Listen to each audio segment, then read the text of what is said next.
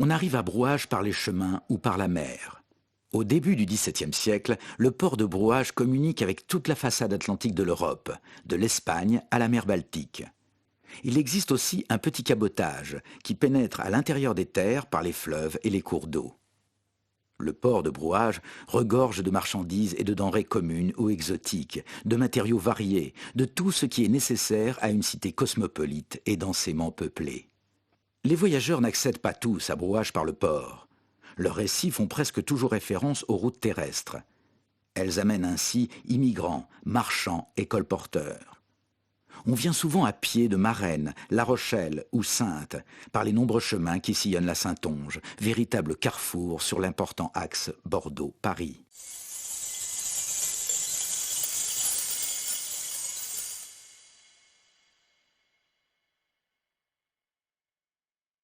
Brouage, port international dont on dit que les habitants parlent toutes les langues. On y commerce avec des étrangers qui affluent de toutes parts, attirés par le sel, l'or blanc.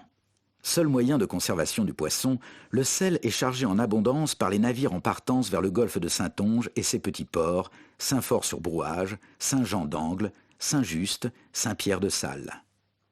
Il s'y arme aussi pour Terre-Neuve, à l'exemple des morutiers basques.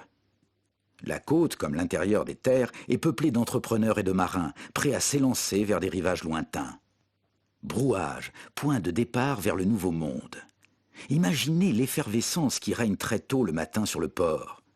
Que de vaisseaux, grands navires roturiers, frégates armées pour la course, briques et ourques hollandaises, venant charger le sel, une myriade de gabarres, barques et embarcations de toutes sortes qui s'égayent en tous sens, allant et venant des marais ou du fond du golfe au port.